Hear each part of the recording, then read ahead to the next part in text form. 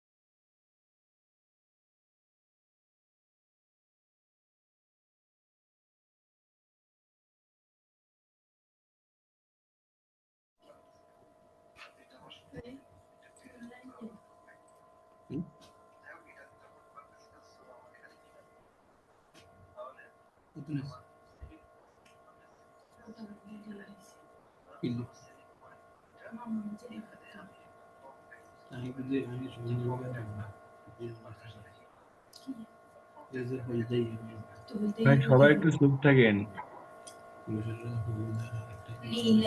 নূর হোসেন ভাই একটু মিউট করেন।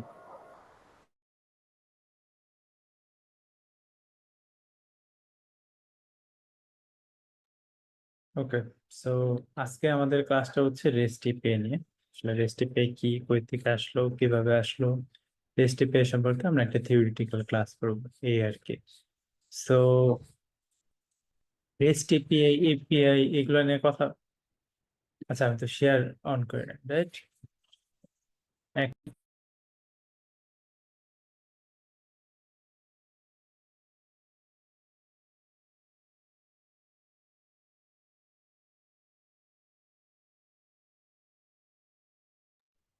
ওকে, যেটা বলতেছিলাম আপনাদের, আজকে আমরা রেস্ট এপিআই নিয়ে কথাবার্তা বলবো। রেস্ট এপিআই নিয়ে কথাবার্তা বলার আগে আমাদের একটু জানা দরকার এপিআই কি। তো এপিআই নিয়েও জানার আগে আমাদের current situation even data communication model সম্পর্কে আইডিয়া থাকতে হবে। এখন আমি আবার ওএসআই মডেল বা টিসিপি লেয়ার এগুলো পড়াচ্ছি না, আসলে আমাদের নর্মাল ওয়েতে কিভাবে ইন্টারনেটের মধ্যে অ্যাপ্লিকেশনটা কাজ করে এইটা জানাটা ইম্পর্টেন্ট। ঠিক আছে, সো আপনি আপনার মোবাইলের অ্যাপ্লিকেশনের গ্যালারিটা মোটামুটি সবাই ওপেন করেন। সবাই আপনার মোবাইলের যে অ্যাপ্লিকেশনস আছে, একটা তো আছে অল অ্যাপ্লিকেশন, ওখানে যান। ঠিক আছে, অল অ্যাপ্লিকেশনে গিয়ে দেখেন যে আপনার যতগুলো অ্যাপ্লিকেশন আছে এগুলো ঘুরে ঘুরে দেখেন যে কি কি অ্যাপ্লিকেশন আপনার ফোনে আপাতত ইনস্টল করা আছে। যেমন আমি দেখতেছি এসসিবি ব্যাংক আছে, দেন হচ্ছে মেসেঞ্জার আছে, দেন হচ্ছে মিডিয়াম আছে, তারপরে ফাইলস আছে, file system, Google Meet, Google Docs, Ustad, Slack, Pathao, Uber, app tester, তারপরে স্কাইপ আছে, লিঙ্কডইন আছে, ফুড পান্ডা আছে, বিকাশ, সিটিংস আছে, ওয়েদার আছে, মোটামুটি এগুলোই আছে। গুগল প্লে স্টোর আছে। আপনারাও আপনাদেরটা চেক করেন। সবাই আপনাদের গ্যালারি গুলো চেক করেন, যে গ্যালারি বলতে অ্যাপস গ্যালারি চেক করেন যে আপনাদের ফোনে কি কি আছে। যেমন গুগলে আরো আমার অনেক ধরনের অ্যাপ্লিকেশন আছে, যেগুলো Google drive, photos, calendar, contacts, Google one, Google direct, Google search engine, এগুলো আছে। তো আপনারাও নিজেদেরটা চেক করেন। তো এই সব কিছুর মধ্যে আপনি একটা জিনিস কমন দেখতে পারবেন যে মোটামুটি ম্যাক্সিমাম অ্যাপ্লিকেশনই ইন্টারনেট ছাড়া কাজ করে না, ইন্টারনেটের উপরে ডিপেন্ডেন্সি আছে। এই যে আপনি আমার সাথে যে জুমে ক্লাস করতেছেন, এটাও কিন্তু ইন্টারনেটের উপরে ডিপেন্ডেন্ট, রাইট? সো সবকিছুই ইন্টারনেটের উপরে ডিপেন্ডেন্ট। তাহলে ইন্টারনেটটা কেন লাগে? সো ইন্টারনেট ছাড়া আমরা কেন এগুলা চালাতে পারতেছি না?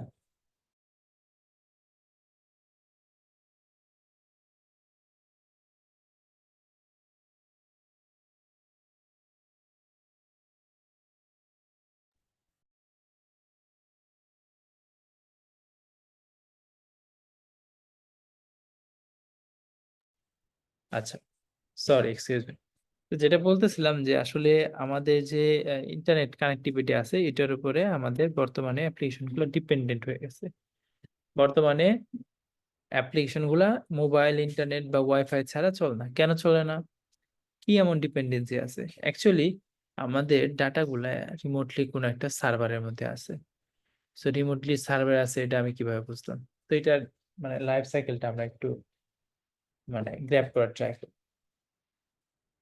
তো ফেসবুক নামে আমাদের একটা সফটওয়্যার মোটামুটি সবারই চেনা পরিচিত আছে, সবাই তো কম বেশি ফেসবুক সম্পর্কে জানি, রাইট? তো ফেসবুকের মধ্যে দেখবেন আপনি ফেসবুক যে অ্যাপ্লিকেশনটা আছে, এটা হচ্ছে আহ, আমরা হচ্ছে মোবাইলে চালাতে পারি, আমরা ওয়েবে চালাতে পারি, আমরা ডেস্কটপে চালাতে পারি, যেভাবে হোক আমরা কিন্তু সবকিছুতেই আমাদের অ্যাক্সেস আছে। সো একই অ্যাপ্লিকেশন বিভিন্ন জায়গা থেকে চালাইতেছি। ইভেন আপনি যদি একটা স্ট্যাটাস আপনি আপনার মোবাইল থেকে লিখে ওটা আপলোড করেন, এবং সেম স্ট্যাটাস যদি আবার আপনি আরেকটা নতুন স্ট্যাটাস যদি আপনি ডেস্কটপ থেকে অ্যাড করেন অথবা ওয়েব থেকে অ্যাড করেন, সবকিছুই কিন্তু অ্যাড হচ্ছে। আপনি আপনার প্রোফাইলে গেলে সব জায়গা থেকে দেখতে পারবেন যে আপনার এরকম নতুন একটা স্ট্যাটাসটা আপলোড করছেন। সো দ্যাট মিনস কোনো একভাবে আমার সবকিছু একসাথে কানেক্টেড আছে। কোনো একটা জায়গায় গিয়ে সবগুলা একই জায়গা থেকে সিঙ্ক হচ্ছে। তো ওই সিঙ্কটা হচ্ছে অ্যাকচুয়ালি ডাটা থেকে। তো আমরা আমি যদি একটু একটা ড্র নিই, আমরা হচ্ছে এইটা এইটা অ্যাজ এ ইন্ডিভিজুয়াল আমরা হচ্ছে মোবাইল ডিভাইস ইউজ করছি। এটা মনে করেন যে আমার মোবাইল, ওকে? সো এইটা কি করতেছে? এইটা হচ্ছে মনে করেন যে আমাদের ইন্টারনেট আছে, রাইট? এরকম ইন্টারনেট সাইন আছে, ইন্টারনেট, এটা হচ্ছে ইন্টারনেট। তা আমরা কি করি? এই ইন্টারনেটে যাই, যা বলি যে আমার প্রোফাইলটা অ্যাক্সেস করবো ইন্টারনেটের মাধ্যমে, কোনো একটা জায়গা থেকে ব্ল্যাক বক্সের মতো আমাদেরকে দিয়ে দেয়। অ্যাকচুয়ালি ইন্টারনেটের মধ্যে আমাদের এই ডাটাগুলো নাই। ইন্টারনেট হচ্ছে একটা মিডিয়াম, যে মিডিয়ামের মাধ্যমে আমরা এই ডাটাটাকে সিঙ্ক করে কোনো এক জায়গা থেকে নিয়ে আসি। তো ওই জায়গাটা কোন জায়গায়, ওটা হচ্ছে একটা ডাটাবেস। একটা ডাটাবেসের মধ্যে এই ডাটাগুলা সেভ করা আছে, সেটা হতে পারে নো এসকিউএল, সেটা হতে পারে এসকিউএল। তো কোনো একটা জায়গায় এগুলা সেভ করা আছে। সো অ্যাকচুয়ালি আমরা যখন ইন্টারনেটে মানে মোবাইল ইন্টারনেট দিয়ে আমরা রিকোয়েস্ট করি যে আচ্ছা আমি ফেসবুকের লেটেস্ট স্ট্যাটাসগুলো, আমার ফ্রেন্ডদের যে স্ট্যাটাস আছে ওটা আমি নিউজ ফিডে দেখতে চাই, তো আমি ইন্টারনেটে যখন রিকোয়েস্ট করছি, অ্যাকচুয়ালি ইন্টারনেটে রিকোয়েস্ট করি না, ইন্টারনেটের মাধ্যমে, ওটা একটা মিডিয়ামের মাধ্যমে আমরা কি করি, এইরকম একটা সার্ভার আছে। এরকম ডাইরেক্ট আমরা ডাটাবেসে অ্যাক্সেস পাই না, আমরা আসলে একটা মাঝখানে ধরেন যে একটা সার্ভার আছে, এটা হচ্ছে আমাদের সার্ভার, ওই সার্ভারের কাছে রিকোয়েস্ট করি। এখন এই সার্ভার হতে পারে অনেকগুলা সার্ভার, হতে পারে সিঙ্গেল একটা সার্ভার। তখন এই সার্ভারটা কি করে, সে তার ডাটাবেস থেকে ডাটা পিক করে আয় না, যে আচ্ছা এগুলো হচ্ছে লেটেস্ট ডাটাবেস, তুমি নাও, নিয়ে তুমি এখানে দাও, এই সার্ভার বা ইন্টারনেটের মাধ্যমে আমাকে আবার ডাটাগুলো দেয়।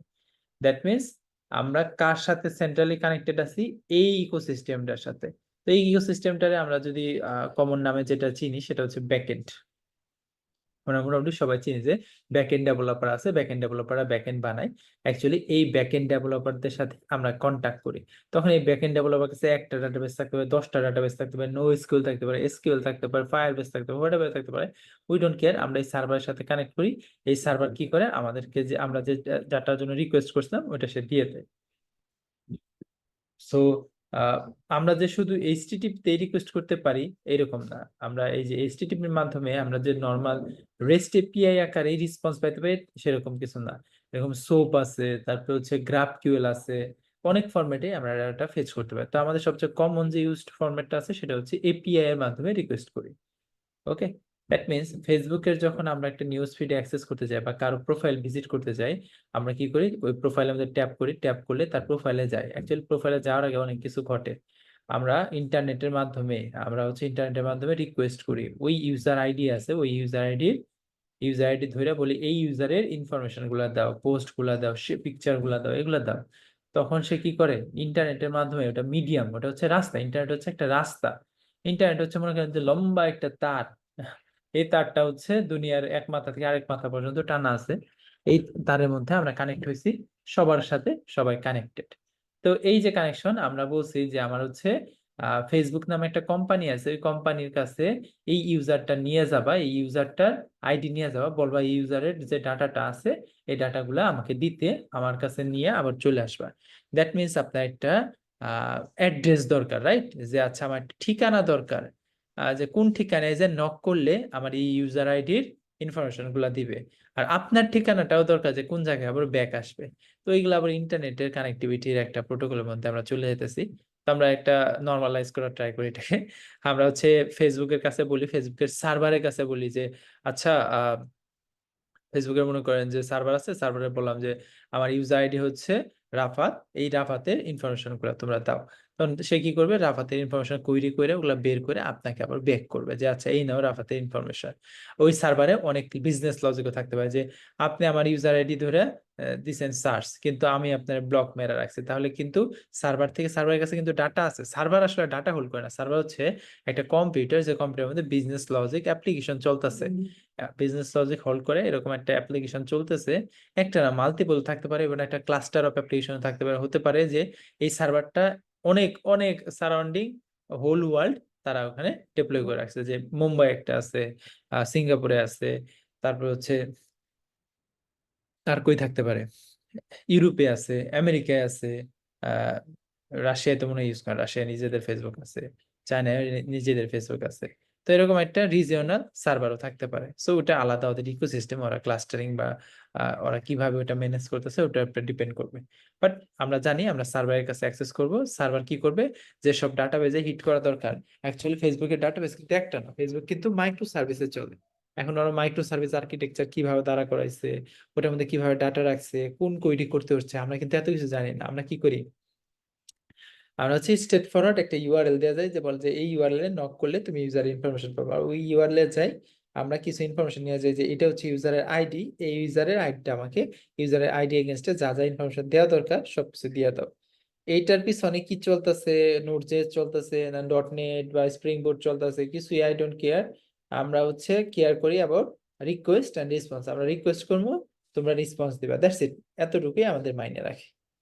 তো এইসব কানেক্টিভিটি আমরা করি এপিআই এর মাধ্যমে। তো চলেন আমরা আবার এই জিনিসটাকে একটু থিওরিটিক্যাল ওয়েতে আমরা বেটার ভাবে পড়ি।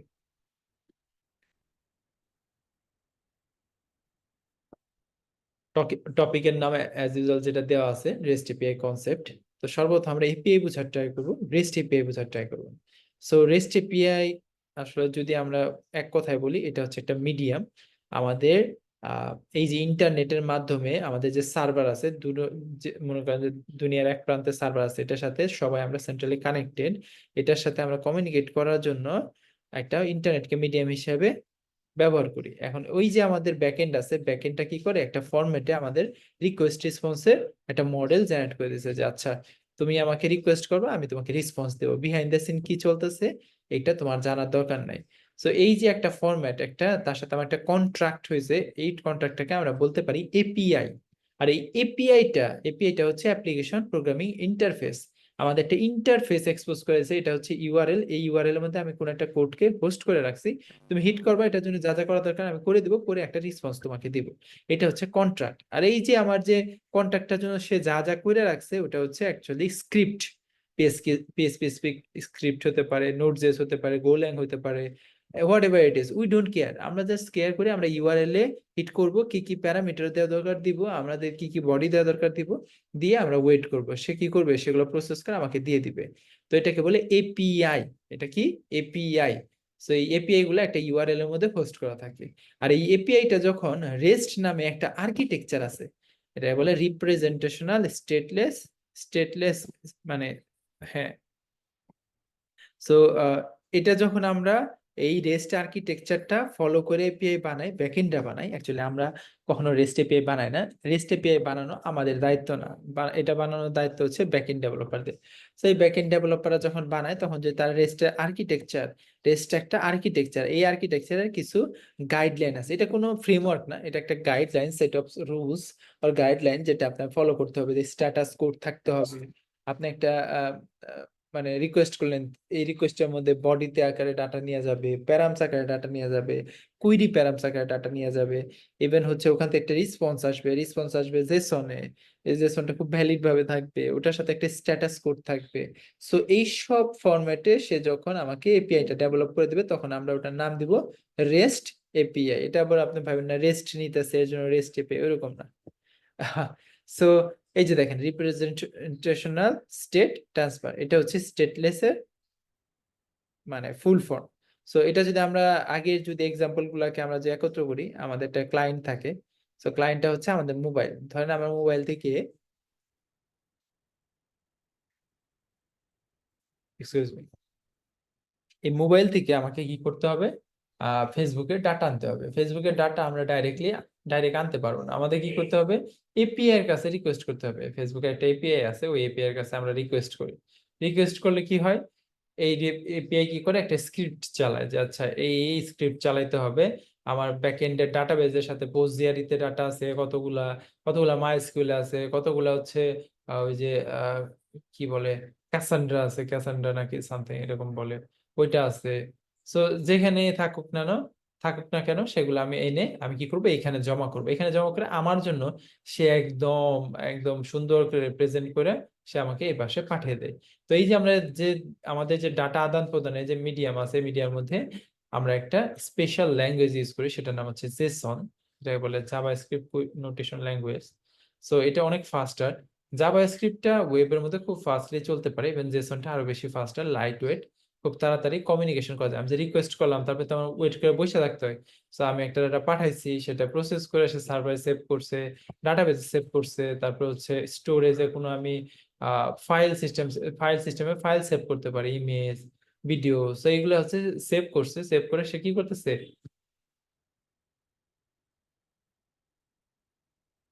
সেভ করে সে হচ্ছে আমাকে রেসপন্সটা পাঠাচ্ছে। সো এই যে আমার যে ওয়েট টাইম আছে, এটা ডিলেটা অনেক কম হয় যখন আমরা জেসন ইউজ করি। জেসন ইউজ করলে এটা লাইট ওয়েট, সে রেসপন্স রিকোয়েস্ট মডেল ফলো করতে পারে। তো আমরা এই যে রেস্ট এপিআই গুলা যে দেয়, আমরা তো নিজেরা বানাই না, তো বানাই তো back end developer. Back end developer যখন দেয়, এই ব্যাক এন্ডের যে কোড গুলো আছে, আমাদের রেস্ট এপিআই গুলো আছে বা এপিআই গুলো আছে, এগুলো টেস্ট করার জন্য আমরা একটা টুল ইউজ করি যেটার নাম হচ্ছে পোস্টম্যান। চিঠি পাঠায় না, ওইরকম চিঠি পাঠানোর বেলায় যে আমরা পোস্টম্যান, আপনারা পাইছেন কিনা, আপনারা বাড়িতে গ্রামে দেখবেন যে আগে পোস্টম্যান সাইকেল নিয়ে আসতো, এসব বেল বাজাইতো। সো বেল বাজাইলে বুঝাইতো যে পোস্টম্যান চিঠি নিয়ে আসতো। হলুদ কালার, আমার যত মনে আছে হলুদ কালার ড্রেস পরতো। আর খামগুলাও আগে প্রথম প্রথম আমি হলুদ খাম দেখছি, পরবর্তীতে সাদা খাম, ওই যে বর্ডার শেপ ছিল কিনারতে, ওইরকম একটা পোস্টম্যান ছিল।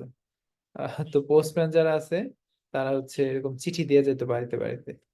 তো ওইটার নাম থেকে ইন্সপায়ার হয়ে তারা পোস্টম্যান রাখছে, যে তাই সে কি করে, চিঠি আদান প্রদান করে। চিঠিটা কি আমাদের রিকোয়েস্ট, রিকোয়েস্ট হচ্ছে আমরা এপিআই এর জন্য রিকোয়েস্ট করি কোন একটা সার্ভারের কাছে, সে আবার কি করে, সে রেসপন্সটা পাঠায়।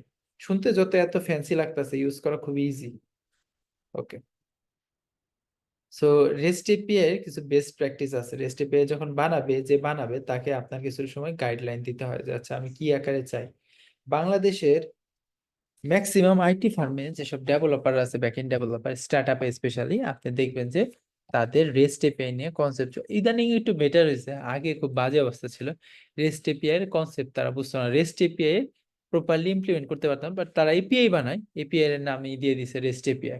তো আপনাকে গাইডলাইন দিতে হবে, বা আপনাকে অ্যাজ এ মোবাইল ডেভেলপার এটা সম্পর্কে খুব ভালো ধারণা থাকতে হবে যে এপিআই কি, রেস্ট এপিআই কি, কি ফরম্যাটে রিকোয়েস্ট রেসপন্স করলে আমার তাড়াতাড়ি হচ্ছে ডাটা আদান প্রদান করা যাবে, এসব সম্পর্কে বেটার আইডিয়া থাকতে হবে। ইভেন এপিআই কল অপটিমাইজ করাও আপনার দায়িত্ব থাকবে। আমরা সবসময় ভাবি যে ব্যাক এন্ডে একটা কোড লিখছে, আমরা 10,000 ইউজার ইউজ করতেছি, সার্ভার ডাউন হয়ে গেছে, তার মানে ব্যাক এন্ডে কুইরি অপটিমাইজ করা নেয়, ডাটাবেজের ভার্টিক্যাল স্কেলিং করতে হবে, আমি রিসোর্স বাড়াইতে হবে, আগে 10 জিবি 12 জিবি র্যাম ছিল, এখন 16 জিবি করে দিলেই হবে।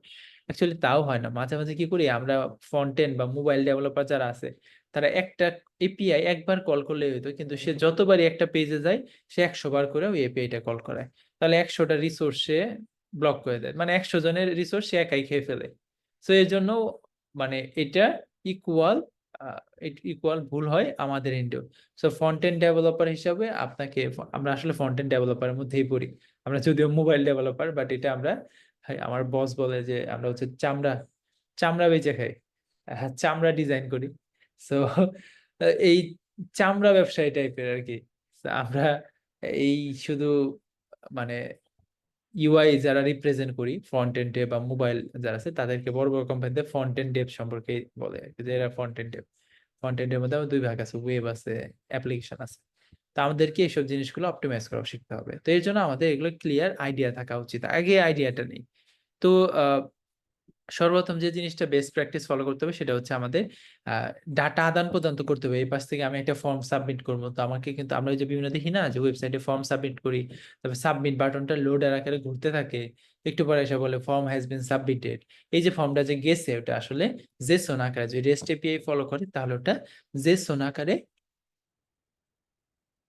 নিয়ে গেছে। সো এই যে জেসন আকারে নিয়ে গেছে, এটা বেস্ট প্র্যাকটিস কেন, কারণ হচ্ছে এটা অনেক বেশি ফাস্টার, এটা অনেক লাইট ওয়েট, ওয়েবের মধ্যে চলতে, আই মিন আমাদের ইন্টারনেটে খুব তাড়াতাড়ি চলতে পারে। সো দ্যাটস ওয়াই আমাদের উচিত জেসনটাই বেস্ট প্র্যাকটিস আকারে ফলো করা। দেন হচ্ছে রিকোয়েস্ট রেসপন্স মডেলে আমরা ফলো করি অ্যাজ ইউজুয়াল, এটা বললামই, আমি অলরেডি মেনশন করে ফেলছি। রেস্ট এপিআই ওয়ার্কিং যে ফ্লো আছে, এই ফ্লোটা আপনাকে ভালো মতো বুঝতে হবে। দেন হচ্ছে যে আপনার পোস্টমেন্ট এন্ড ডকুমেন্টেশন, আপনাকে যে রেস্ট এপিআই বানিয়ে দিচ্ছে তার কাছ থেকে অবশ্যই আপনি এপিআই ডকুমেন্টেশন নেবেন, যে আচ্ছা কি কি প্যারামিটার পাঠাবো, কি কি প্যারামিটার আপনি আমাকে রিটার্ন করবেন, তারপরে কুইরি প্যারামিটার কিভাবে ওয়ার্কিং করা যায়, কি কি দিলে কি কি রেজাল্ট আসার পসিবিলিটি আছে, এইসবের প্রপার ডকুমেন্টেশন আপনি নিয়ে নেবেন। ওকে, তো সর্বপ্রথম চলেন আমরা জেসন সম্পর্কে জানি। জেসন যেটা আছে এটা হচ্ছে জাভাস্ক্রিপ্ট অবজেক্ট নোটেশন। আমাকে একটা মিনিট টাইম দেন।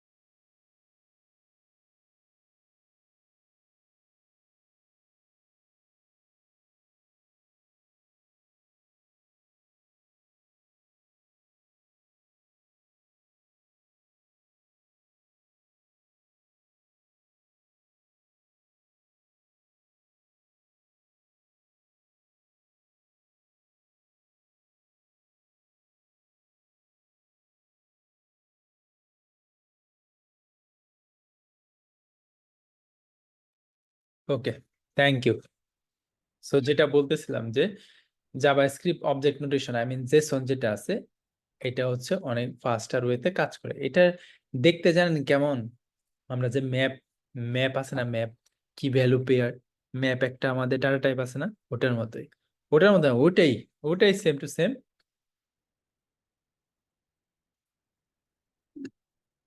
তো ওটাই হচ্ছে আমাদের জেসনের ফরম্যাট। তো আমরা চলেন আমরা একটু পড়ি এটা সম্পর্কে। সো জেসন হচ্ছে অনেক লাইট ওয়েট, যেটা অলরেডি বললাম। এটা ডাটা ইন্টারচেঞ্জ করার জন্য সবচেয়ে বেটার একটা ওয়ে। আর এটা ল্যাঙ্গুয়েজ ইন্ডিপেন্ডেন্ট, এটা কোনো ল্যাঙ্গুয়েজের উপরে ডিপেন্ডেন্ট না। আপনি ওই ফরম্যাটে ডাটা পাঠাইলেই হয়ে যাবে। রিসিভ করার জন্য ক্যাপাবল, সেন্ড করার জন্য ক্যাপাবল। সো আমরা এটা মিডিয়া টাইপটা সাথে অ্যাপ্লিকেশন জেসন আকারেই ফলো করি। আর এই জেসন যে ল্যাঙ্গুয়েজটা আছে, জেসন আসলে জাভাস্ক্রিপ্ট অবজেক্ট নোটেশন, এই নোটেশন ল্যাঙ্গুয়েজটা খুবই হিউম্যান রিডেবল। আপনি খালি চোখে পড়েই বুঝতে পারবেন এই কোড কি, খুবই ইজিলি পড়া যায়। আর এগুলোর ফাইল নেম গুলা জেসন আকারে থাকে, এগুলো আপনারা পড়ে নেবেন। সাইট গুলো মুখস্থ করতে চাইলেও করতে পারেন। আই ডোন্ট প্রিফার ইট, আপনারা বুঝে বুঝে ই করেন। সো এটার মধ্যে আপনার ইউজ কেসটা বলা হয়েছে যে আসলে কেন কি কি কাজে জেসনটা ইউজ করা হয়। তো প্রাইমারিলি আমরা এপিআই এর ডাটা আদান প্রদানের জন্য এটা ইউজ করি। আর এটা সিরিয়ালাইজিং করা, ট্রান্সমিটিং করা নেটওয়ার্কের মধ্যে খুব ইজি, যেটা অলরেডি মেনশন করছি। এই জন্য জেসনটা সবাই বেশি প্রিফার করে। আরো কিছু ইউজ কেস আছে এখানে, আপনার দেখে নিন। সো এক কথাই বারবার বলা হয়েছে, এটা তাড়াতাড়ি চেঞ্জ হয়, ইন্টারচেঞ্জ করতে পারে, ফরম্যাটটা অনেক বেশি ফাস্টার। আর হচ্ছে ল্যাঙ্গুয়েজ ইন্ডিপেন্ডেন্ট আর ইজিলি রিড রাইট করা যায়।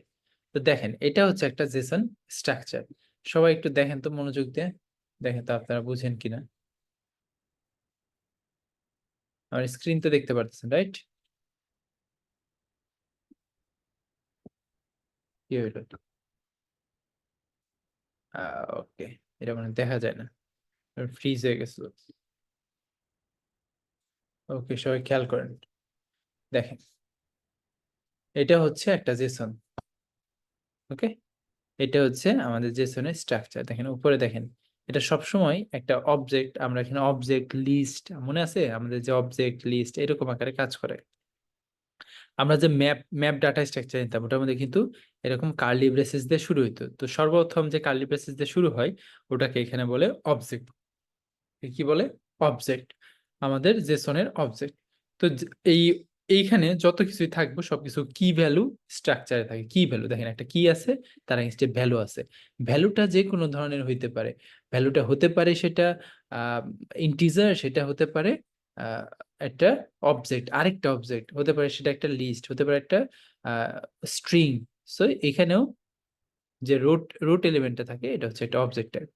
দেন দেখেন এখানে হচ্ছে আমাদের, এখানে দেখেন কি ভ্যালু আকারে আছে। দেন হচ্ছে ডিটেলস, ডিটেলস হচ্ছে আরেকটা অবজেক্ট। এখান থেকে দেখেন কার্লি ব্রেসেস দিয়ে আরেকটা অবজেক্ট, যেটা আমাদের অনেকগুলো আবার ভ্যালু আছে।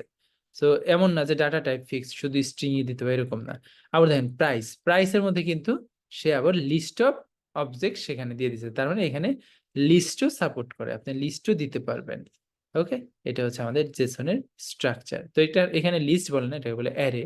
আর এটাকে বলে অবজেক্ট, যেখানে কার্লি ব্রেসেস শুরু হয় শেষ হয়। কমা আছে এখানে, কমা দেওয়া হয় নাই, এটা কমা আছে। সো এখানে সবগুলোই কমা সেপারেটেড দিতে হবে। আচ্ছা, সো এখানে ডাটা টাইপ যেটা আছে আমাদের প্রোগ্রামিং ল্যাঙ্গুয়েজে, সাধারণত ডাটার মধ্যে যেগুলো আছে ওগুলাই এখানেও আছে। নাম্বার আছে, স্ট্রিং আছে, বুলিয়ান আছে, অ্যারে আছে, ভ্যালু আছে, অবজেক্ট আছে, হোয়াইট স্পেস, হোয়াইট স্পেস দিতে পারে, নাল আছে, মানে নাল বলতে আমরা যেটা এমটি বুঝি ওইটাও আছে।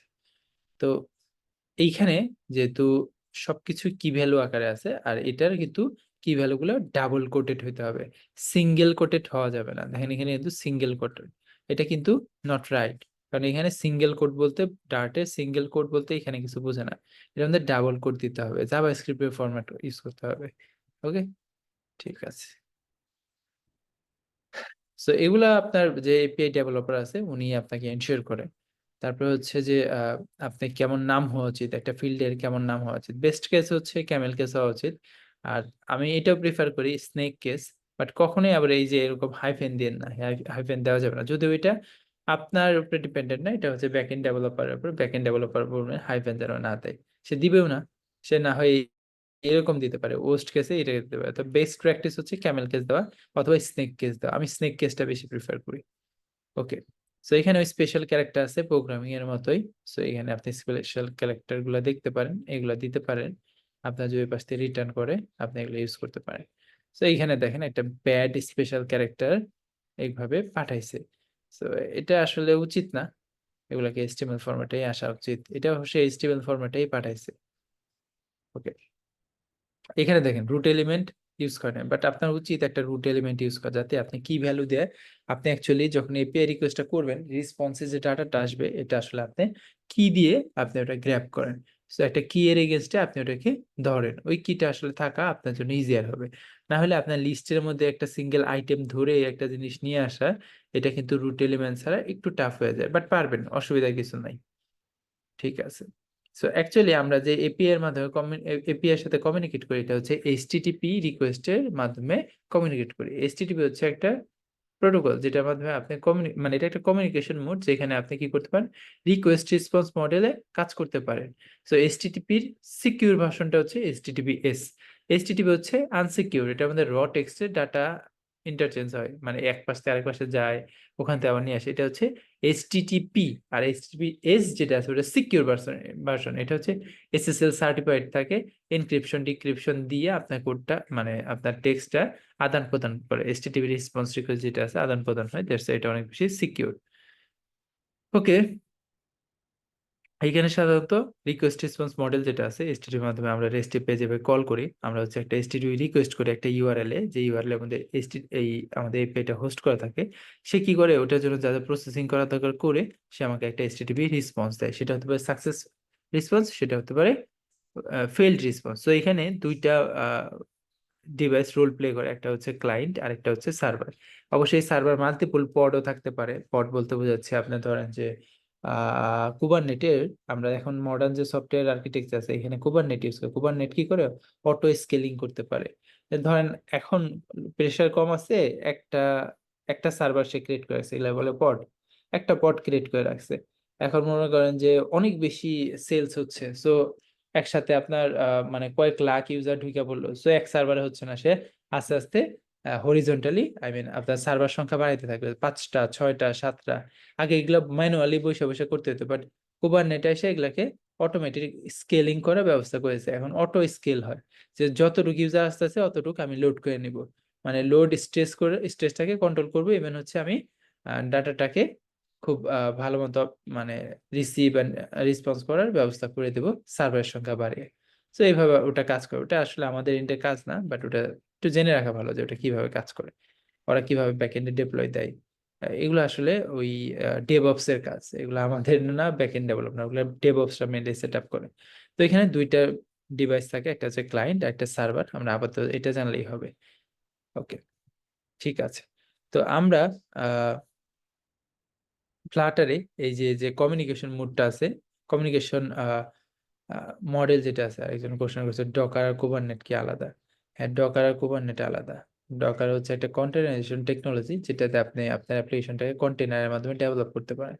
আর ডেভেলপ করার পরে একটা ইমেজ ক্রিয়েট করা হয়, যে ইমেজটা তখন আবার কুবারনেট হচ্ছে খায়। খায় বলতে কুবারনেট হচ্ছে নিজের মধ্যে রেখে দেয়, ওটাকে বারবার সে পড ক্রিয়েট করে। তার একটা মাস্টার নোড থাকে, মাস্টার নোড থেকে পড ক্রিয়েট করে। আমি ওই ডিপ লেভেলে কাজ করে, বাট বেসিকটা আর কি জানি। সো এখানে দেখেন আমাদের যে এইচটিটিপি রিকোয়েস্ট রেসপন্স করতে হবে, এর জন্য আমাদের ফ্লাটারে একটা প্যাকেজ আছে, এইচটিটিপি প্যাকেজ, যেটার মাধ্যমে আমরা কাজ করব, যেটা অলরেডি আমাদের pub.dev এ আছে, সেখান থেকে নিয়ে আমরা ওটাকে কাজ করব। ওকে, তা আমরা যে এপিআই কলগুলো করি এটা কয়েক ধরনের হতে পারে। এটা আসলে রিকোয়েস্টের মেথড আছে, আমরা যে রিকোয়েস্ট গুলা করি রিকোয়েস্টের স্পেসিফিক মেথড আছে, যে post method, get method, put method, delete method. এগুলা স্পেসিফিক রিকোয়েস্টের টাইপ, যে আমরা কোন ধরনের জিনিসপত্র রিকোয়েস্ট করতেছি। ধরেন যে আমি যদি চিন্তা করি যে আমি হচ্ছে কোনো একটা ফর্ম সাবমিট করতেছি, দ্যাট মিনস আমি ওখানে চিঠি পোস্ট করার মতো আছে না, পোস্ট করতেছি, তো তখন আমরা পোস্ট রিকোয়েস্ট মেথডটা ইউজ করি। আবার ধরেন গেট আছে, গেটটা কিরকম, গেটটা হচ্ছে আপনার কোনো একটা কিছু চাইতাছি, যে আনতাছি, পুল করে নিয়ে আসতেছি সার্ভার থেকে কোনো একটা ডাটা নিয়ে আসতেছি, তখন আমরা গেট মেথড ইউজ করি। আর পুটটা হচ্ছে অলরেডি এক্সিস্ট করে, তাহলে আমরা আপডেট করতে চাই, যে একটা ইউজারের প্রোফাইল আছে, আমি একটা বায়ো আপডেট করতে চাই, এরকম কোনো কিছু চাইলে আমরা পুট ইউজ করি। আরেকটা হচ্ছে ডিলিট, আমি আমার প্রোফাইলটা ডিলিট করতে চাই, তখন আমরা ডিলিট মেথডে রিকোয়েস্ট করি। ওকে, তো একটা এইচটিটিপি রিকোয়েস্ট করার সময় কয়েকটা জিনিসপত্র থাকে। তো একটা হচ্ছে বডির মধ্যে আপনি ডাটা নিয়ে যেতে পারেন, এক জায়গা থেকে আরেক জায়গায় ডাটা নিয়ে যেতে পারেন। আরেকটা হচ্ছে হেডার মধ্যে আমরা কি ভ্যালু আকারে এই হেডারটা পাস করে দেই। দেন ইউআরএল প্যারামিটার নিয়ে যেতে পারি। সো ম্যাক্সিমাম ক্ষেত্রে আপনি যে জিনিসটা নিয়ে যাবেন সেটা হচ্ছে বডির মধ্যে আপনি ডাটা নিতে পারেন, আনলিমিটেড ডাটা নিতে পারেন। দেন হচ্ছে যে আমাদের রিকোয়েস্ট মেথডের মধ্যে আসে, আমরা যে রিকোয়েস্ট গুলা করি এটা কয়েকটা মেথডে হইতে পারে। তো ফার্স্ট অফ অল যেটা হতে পারে অলরেডি বললাম, গেট মেথড কি করে, সাধারণত ডাটা রিট্রাইভ করার জন্য, কোন একটা জায়গা থেকে পুল করে নিয়ে আসার জন্য কাজ করে। তো হেডটা আপাতত লাগবে না, আপনি পোস্টটা দেখেন। পোস্টটা হচ্ছে আমরা কোনো একটা কিছু সার্ভারের কাছে পাঠানোর জন্য পোস্ট ইউজ করে। পুটটা হচ্ছে অলরেডি এক্সিস্ট করে, এটাকে আমরা আপডেট করব, এরকম জায়গায় পুট ইউজ করি। আর ডিলিট যেটা আছে এটা হচ্ছে আপনাকে কোন একটা রিসোর্স ডিলিট করতে চান, সেক্ষেত্রে আপনি ডিলিটটা ইউজ করবেন। ওকে, তো এখানে একটা কম্পারিজন আছে যে কোনটা কখন ইউজ করতে হয়, এই কম্পারিজনটা আপনারা দেখে নিন।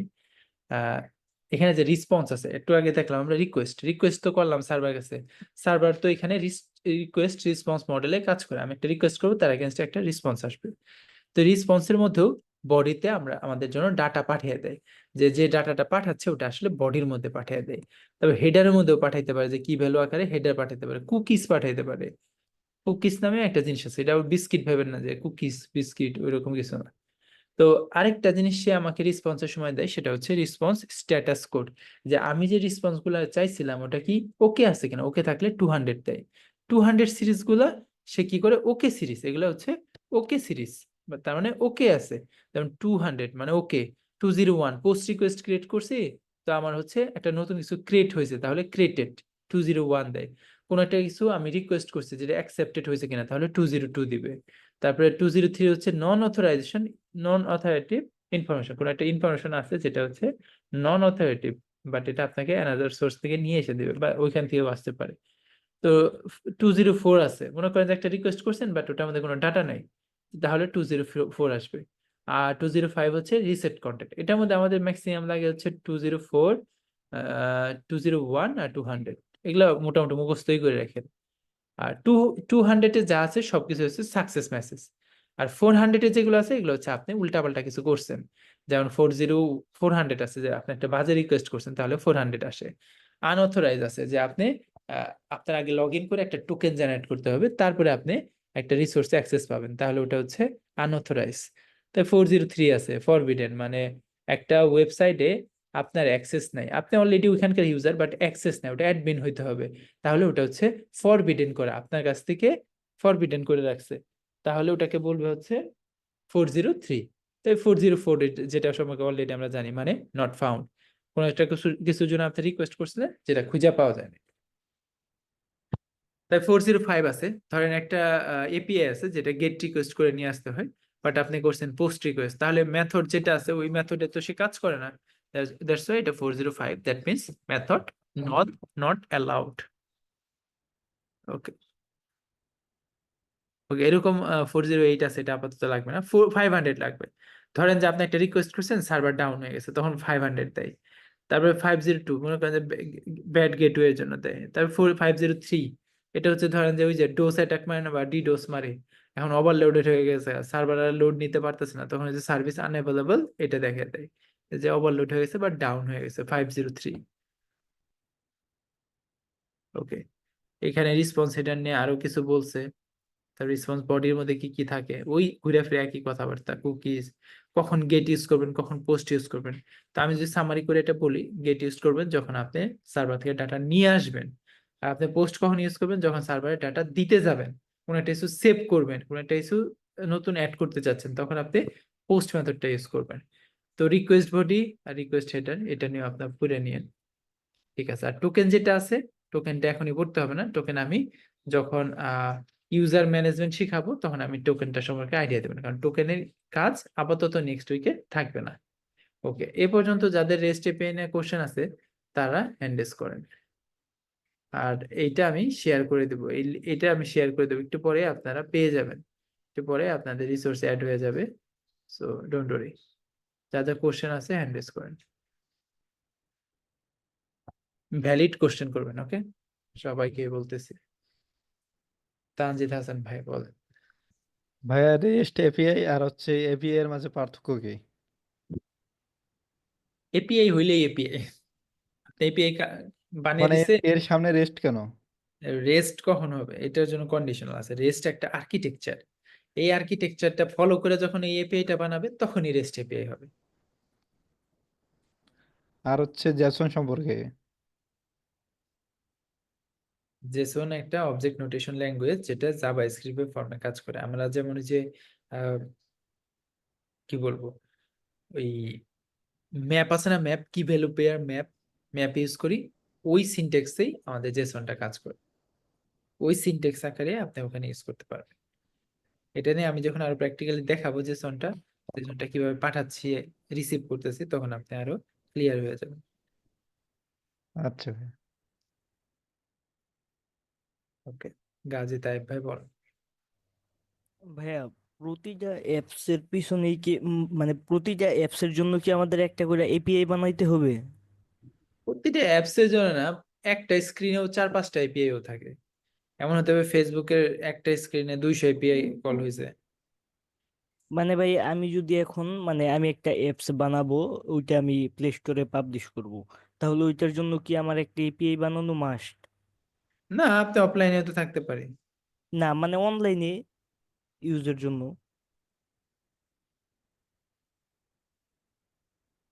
অনলাইনে যদি আপনি ডাটা সার্ভারে রাখতে চান তাহলে আপনাকে অবশ্যই রেস্ট এপিআই বানাতে হবে। এপিআইটা কি এটা আমরা নিজেরাই বানাবো নাকি এপিআই আবার অন্য কোনো ব্যাকএন্ড ডেভেলপার আমাদের বানিয়ে দিবে এরকম কিছু? ব্যাকএন্ড ডেভেলপার আমাদের বানিয়ে দেয়, আমরা আমরা বানাই না। ও তাহলে আমি যদি একটা অ্যাপস বানাই আর ওইটা যদি প্লে স্টোরে পাবলিশ করতে চাই, তাহলে মানে আরেকটা ব্যাকএন্ড ডেভেলপার দরকার হবে যে এপিআই বানাই দিব ওইটার অ্যাপসটার। হ্যাঁ, আর মোটামুটি মোটামুটি সব কোম্পানিতে আপনার ব্যাকএন্ড ডেভেলপার থাকবে যে আপনার এই রেস্ট এপিআই গুলো বানিয়ে দিবে। বুঝতে পারছি ভাই। আচ্ছা ভাই, ধন্যবাদ। ঠিক আছে, এখন আপনি আবার ভাবেন না যাচ্ছে রেস্ট এপিআই তো লাগবে, যাই মার্ন স্ট্যাকের কোর্সে ভর্তি হয়ে যায়, এরকম কিছু না। না ভাই, আমি চিন্তা করছিলাম যে আমি নিজে একটা অ্যাপস বানাই ওইটা প্লে স্টোরে পাবলিশ করব, তো ওইটা আগে তো জানতাম না যে একটা এপিআই ডেভেলপারও দরকার হবে এখন আমার, এরকম কিছু। এপিআই ডেভেলপার ছাড়াও আপনি করতে পারবেন। আপনি যদি ফায়ারবেস এটাই সলভ করে যে আচ্ছা আপনার তো এপিআই ডেভেলপার লাগবে এগুলোর জন্য, তাহলে হচ্ছে আহ সে হচ্ছে এরকম backend as a service provide করে যেখানে আপনার কোনো রেস্ট এপিআই লাগবে না। ওকে, মানে ফায়ারবেস দিয়ে করলে আমাদের এপিআই দরকার হবে না? না ওই একটা ওপেন এপিআই প্রোভাইড করে দেয় যেটা দিয়ে আপনি কাজ করতে পারবেন। তাহলে একা একাই একটা অ্যাপস মানে আমি বিল্ড করে ওইটা প্লে স্টোরে পাবলিশ করার মতো ক্যাপেবল হয়ে যাবে? হুম, হ্যাঁ পারবেন। এরকম আরো সলিউশন আছে, সুপারবেজ আছে, অ্যাপ রাইট আছে। আচ্ছা ভাইয়া। আচ্ছা, হ্যাঁ দীপু ভাই বলেন। ভাই আমাদের এখন প্র্যাকটিস করার জন্য এপিআই যেহেতু হচ্ছে ব্যাকএন্ড ডেভেলপারদের লাগে, তো প্র্যাকটিস করার জন্য কি কোনো ওয়েবসাইট আছে যেখান থেকে আমরা ফ্রি এপিআই নিতে পারবো? আহ, কয়েক লাখ এপিআই ফ্রি আছে, আমি দিয়ে দিব নি আপাতত। আমরা এপিআই প্রোভাইড করে দেবো, আমাদের কাছে এপিআই আছে যেগুলো আপনাদের শেখাবো, যেগুলো আপনি আচ্ছা, প্র্যাকটিস করবেন। থ্যাংক ইউ ভাই। আচ্ছা, আর হচ্ছে নেক্সট পরে যখন আপনাদের প্র্যাকটিস করতে হবে তখন আমি পাবলিক এপিআই আপনাদের সাথে শেয়ার করে দেব।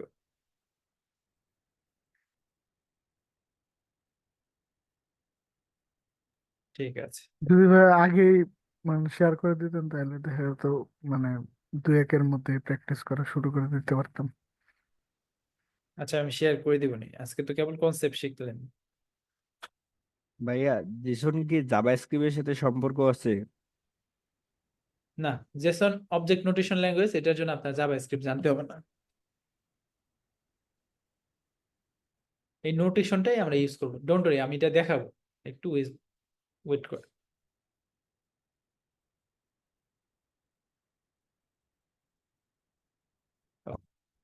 ইউনুস ভাই বলেন। জেসনে ইমেজটা কিভাবে কাজ করে? ইমেজ, জি। ইমেজ তো জেসনের ভিতরে থাকে না, ইমেজ আলাদা ইউআরএল থাকে। জেসনের মধ্যে আমরা ইমেজের ইউআরএল নিয়ে আসি, ওই ইউআরএল ধরে আমরা লোড করাই। ওটা তো আমাদের দেওয়া যে আমরা যদি ইউজার থেকে একটা ইমেজ নিই, সাপোজ ওই ইমেজটা এফএফ দিল, হ্যাঁ, প্রোফাইল আকারে, ওই ইমেজটা আমি জেসনে কিভাবে সেভ করবো? অটোমেটিক্যালি ওটা অটো ইউআরএল ক্রিয়েট করবে? না না না, আমরা একটা লিংক নিয়ে আসি, ওই লিংকের মধ্যে ইমেজ থাকে। এটাও আমি দেখাবো, ইমেজ কিভাবে নিয়ে এসে লোড করাবেন ওটাও আমি দেখাবো। ওটার জন্য আমাদের ইমেজের ওই যে ইমেজ ডট অ্যাসেট ইউজ করি, ওখানে নেটওয়ার্ক ইউজ করলেই হবে। নেটওয়ার্ক না, হ্যাঁ নেটওয়ার্ক। সো ওখানে আপনি ইউআরএল দিয়ে দিবেন, অটোমেটিক্যালি লোড করে নেবে। আমাদের ইমেজ গুলা কি কোনো একটা সার্ভারে অথবা কোনো একটা কিছুতে লোড করা লাগবে যেখান থেকে আমরা ইউআরএলটা পাবো, নাকি আমাদের এরকম নর্মাল ফাইলেই থাকলে চলবে? অবশ্যই সার্ভার বা ফাইল সার্ভারে থাকতে হলে ফাইল সার্ভার বলে। ফাইল সার্ভার সবচেয়ে মোস্ট পপুলার, যেমন S3 বাকেট আছে, AWS এর S3 বাকেট আছে। তারপরে আপনি অনেক জায়গায় রাখতে পারেন, এমন যে না আপনার শুধু S3 বাকেটে রাখতে হবে। ইয়েও আছে, কি বলে, গুগলেও আছে, জিসিপি তে। তারপরে অ্যাজিউরে আছে, অ্যাজিউরে মনে হয় ব্লব সার্ভার, ব্লব ব্লব বলে ওটারে। সলিউশনের অভাব নেই।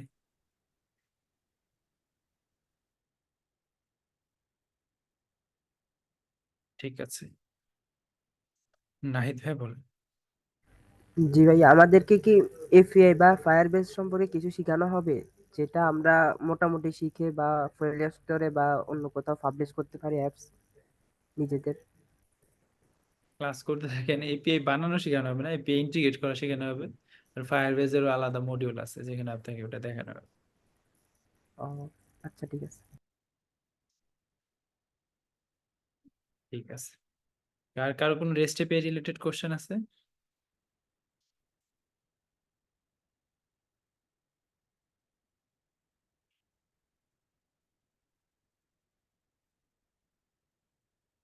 ঠিক আছে, ওকে, আমাদের ক্লাস আজকে এখানেই শেষ।